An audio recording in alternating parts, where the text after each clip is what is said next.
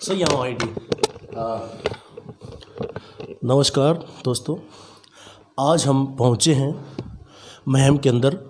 सुखबीर सिंह बड़म्बा हरियाणवी लेखक हैं, जो हरियाणा साहित्य है उसकी जो रचनाएं करते हैं, लेखक हैं और गायकी भी करते हैं।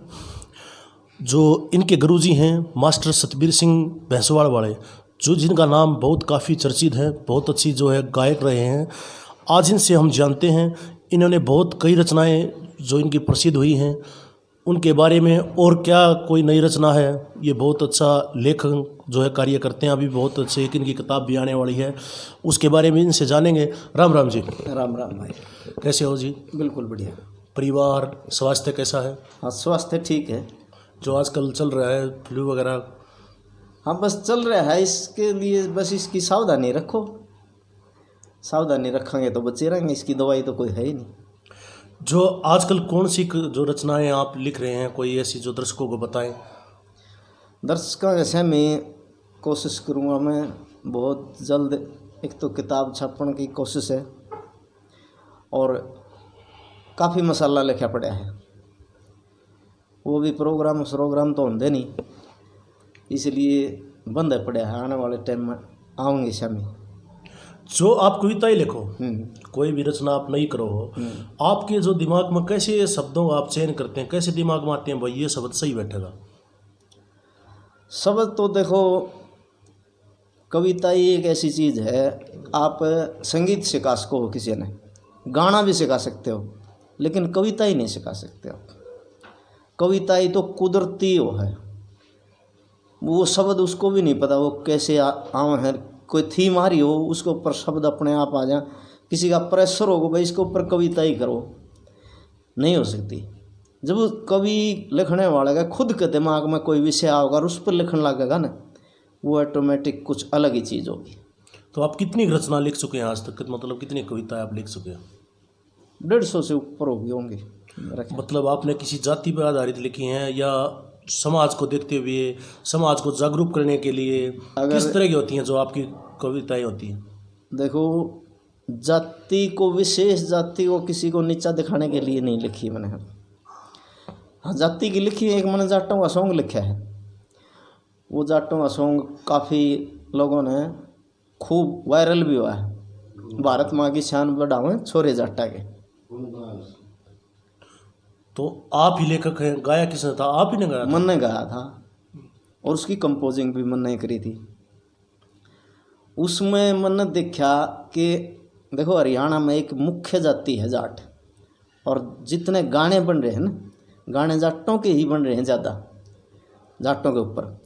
और उन गानों में जाटों को एक वाहियात किस्म का लफंडर सा और बदमाश सा भयंकर डराने वाला, इस किस्म के गाने बनाए गए।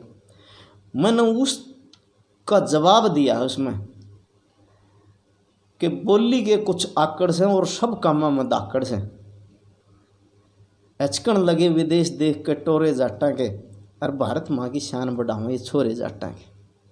एक स्टैचू का भी जिक्र है जो शहीद इस गाने में शायद ऐसा भी है, जो शहीद हो रहे, 4 मारे गाँव में भी शहीद हो रहे। हाँ, तो ये शहीद जो है आपने दिखाने का, जो ये शहीदों के बारे में जो है आपने कोई कविताएं बनाई है? हाँ, इसमें दिखा रखा है। और कोई अलग इससे कोई कविताएं बनाई हो? हाँ, शहीदों की बना रखी है। कोई 2 लाइन उसकी सुनाओ, एक आधी कोई बनाई हो तो। जो मैंने रचना लिखी थी कि शहीद हो जाए एक फौजी, और वो शहीद कैसे हो जाए है, मतलब उसके शरीर के टुकड़े टुकड़े हो गए। टुकड़े टुकड़े होने के बाद वो फौजी उस शरीर के टुकड़ों को इकट्ठे करके ताबूत में बंद करते हैं घर लेने के लिए। और ताबूत में जब डाल लिया तो एक दिल भी तो पड़ा पास में, उस दिल को उठा के और ताबूत में जब रखा, ये थीम है मेरी, विचार है मेरा। ऐसा होता नहीं है, लेकिन विचार है। कभी कोई ना कोई मतलब अलग चीज़ ढूंढता है। तो मैंने जहाँ विचार मेरा गया कि वो दिल जब ताबूत में रखा गया तो वो दिल एक आवाज़ करे है, क्योंकि कोई फौजी नहीं चाहता कि भाई मेरी माँ मेरे शरीर के टुकड़े देखे, कोई नहीं चाहेगा। और उस फौजी के टुकड़े टुकड़े हो गए वो दिल फिर अपनी माँ को दिलासा दिलाता है कि माँ मेरे शरीर के टुकड़े टुकड़े हो गए हैं और वो टुकड़े तेरे पास आ रहे हैं, चेहरा देखने की कोशिश ना करिए। तो यहाँ मैंने लिखा है उस फौजी के दिल की आवाज़। देखिए दर्शकों, जैसे कहते हैं जहाँ पहुँचा नहीं रवि वहाँ पहुँच जाता कवि, ये एक कहावत प्रचलित है, जहाँ सूर्य नहीं जाता वहाँ तक जो है कवि की सोच होती है, वो इन्होंने परिचय दे रहे हैं उसका। हाँ जी बताइए आगे। तो वो फौजी का दिल अपनी माँ को क्या कहता है, तो ये मैं गुनगुना के ही बताऊंगा, इसकी कंपोजिंग भी है। हेरी माँ मैं अपना फर्ज निभा चला, तेरे दूध का कर्ज चुका चला, इस देश की खातिर पहाड़ा ऊपर मैं अपना खून बहा चला, हेरी आम बदन के टुकड़े, हेरी माँ आम बदन के टुकड़े, तू उन ते पेटा भर लिए माँ, आरी मुँह देखण का दिए ख्याल छोड़ दल करड़ा कर लिए मारी, मुँह देखण का दिए ख्याल छोड़ दल करड़ा कर लिए माँ। बहुत अच्छी कविता है मासी जी। और जो कविता आपकी फेमस हुई हो, जो मतलब वायरल हुई हो, जैसे आपने पहले बताया था कोई जट्टा चोरे के अलावा भी कोई हुई हो? हाँ, एक सरकार लिखी थी भाई, सोचो है अपनी अपनी, जैसे परमात्मा की सरकार का मंत्रिमंडल दर्शाने की कोशिश करी मैंने। यहाँ जैसे मंत्री हैं अपने, जो पृथ्वी पर सरकारों में मंत्री हैं, तो मैंने परमात्मा के मंत्रिमंडल के मंत्री दर्शाए में कौन कौन मंत्री हैं। जैसे हम हिंदू धर्म को मानने वाले लोग हैं, तो हिंदू धर्म में देवताओं को दर्शाया, भाई फलाने देवता का क्या काम है, मैंने उनको मंत्री बना दिया। 3 लोक पर कायम है एक सत्ता अपरंपार, जगत में अटल वही सरकार। तो उस सरकार के मंत्री कौन कौन हैं वो दर्शाए थे मैंने उसमें, और काफ़ी लोगों ने अच्छी पसंद की। नभ थल जल आधीन राज के कित्ते उसकी टाल को ना, परमात्मा की सरकार आकाश में भी और पृथ्वी पर और पाताल में भी। नभ थल जल आधीन राज के कित्ते उसकी टाल को ना, अर्पल काम करे कर्मचारी कोई छुट्टी हड़ताल को ना, मंत्रीगण पद के काबिल भ्रष्टाचारी जाल को ना। कौन मंत्री? राष्ट्रपति शिव की शक्ति शंकर भोला नाम जिसका, प्रधानमंत्री ब्रह्मा जी से सारा इंतजाम जिसका, और गृह मंत्री विष्णु जी से पालन पोषण काम जिसका। राज ताज और योग फकीरी सब कर्मों के अनुसार, जगत में अटल वही सरकार।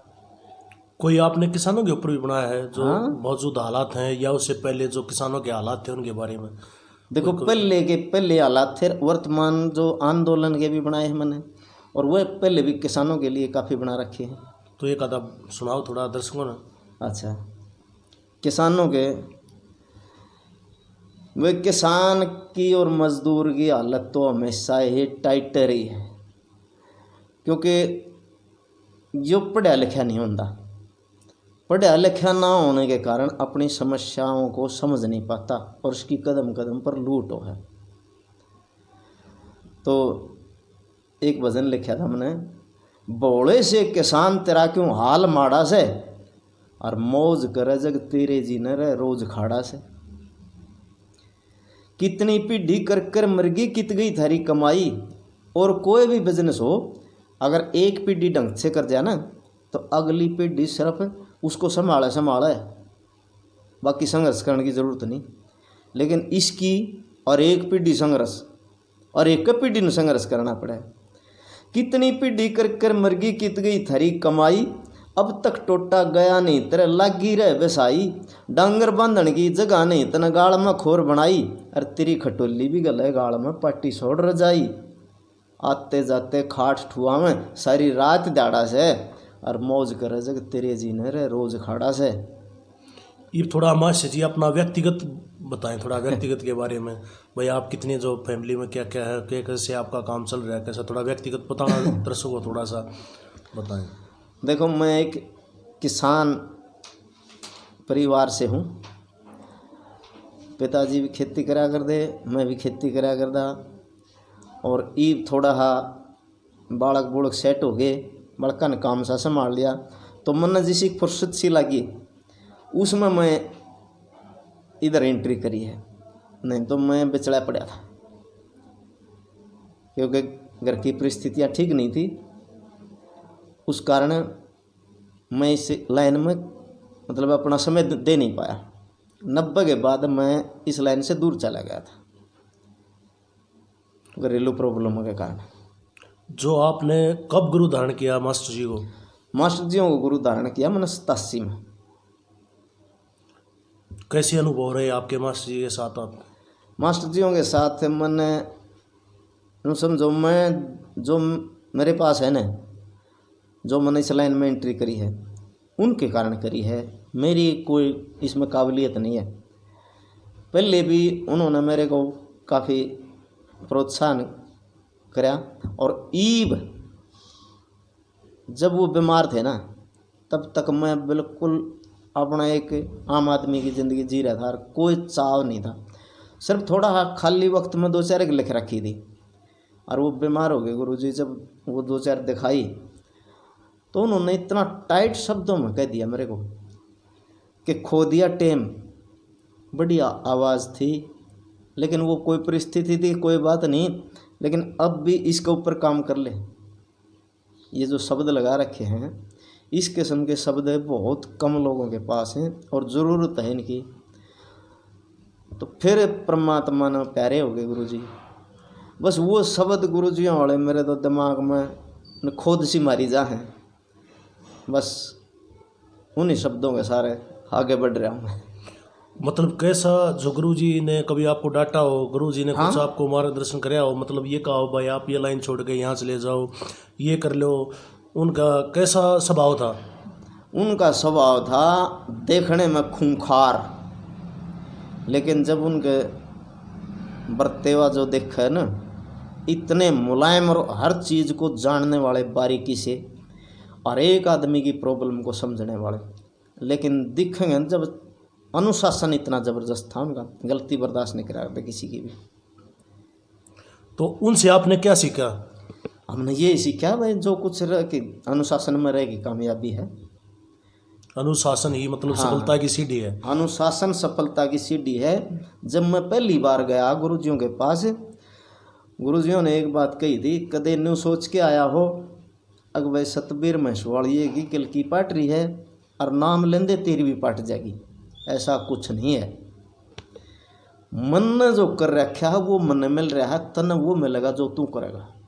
बहुत बड़ी बात कही उन्होंने, बहुत बड़ी बात। अब परिश्रम करोगे तो सफलता मिलेगी। और हर आदमी के लिए लागू है ये मेरे और मास्टर जियों के लिए लागू नहीं, हर आदमी के लिए लागू है ये, कि जो आदमी खुद करेगा उसी से पहचान बनेगी उसकी। आपने कभी कोई शिष्य है जिसको आपने सिखाया हो? देखो मैं इतने बड़ा तो नहीं हूँ जो मैं किसी ने सिखा सकूँ, लेकिन कईया ने भावुकता में मेरे को गुरु धारण कर रखा है, लेकिन मैं ये नहीं कह सकता कि भाई मैंने उनको कुछ सिखाया। मैं खुद ही सीख रहा हूँ अभी तो, क्योंकि मैंने ज़्यादा समय नहीं हुआ है और मैं इतनी बड़ी चीज़ भी नहीं हूँ इतना ही अगर मैं किसी ने कुछ सिखाऊँ। आपके पास जो है पार्टी बना रखी है आपने, भाई को प्रोग्राम के लिए बुलाया तो आप है, करते हैं प्रोग्राम? हाँ प्रोग्राम करा। तो किस नंबर पर आपको कोई अगर आपसे कोई लिखवाना चाहे कविता या आपको गाना के लिए बुलाना चाहे तो किस नंबर पर संपर्क करें? मेरा नंबर है 94 660 74 844। एक बार फिर बता। 94 660 74 844। और एक दूसरा नंबर है 72 062 74844। एक बार फिर 72 062 नंबर हम डिस्क्रिप्शन में दे देंगे, आप वहाँ से भी ले सकते हैं। तो अंत में क्या कहना चाहेंगे जी आप, तो भी दर्शकों से क्या कहना चाहेंगे? भाई मैं तो यही कहना चाहूँगा, अगर कोई लोक गायक है और लोक कवि कहलाना चाहता है अपना आपने, तो वो समाज के हित की कविता करे और समाज के हित की ही गावे, तो उसी को लोक गायक और लोक कवि कहा जाएगा, जो समाज के हित की गावेगा। पैसा आनी जानी चीज़ है, पैसे के लिए काम ना करें। पैसा तो आप अपनी कला के ऊपर ध्यान दो, खाना तो 2 रोटी तो हैं, पैसा एक ज़रूरत है, सब कुछ नहीं है। पैसा तो अगर ज़्यादा हो गया तो बर्बादी करेगा, लेकिन अगर आप लोक गायक और लोक कवि हो तो आप समाज के हित की बातें गाओ, जिनसे समाज में जागृति आओ। बहुत बहुत धन्यवाद जी भाई सभी दर्शकों को सुखबीर बड़म्बा की तरफ से राम राम, धन्यवाद।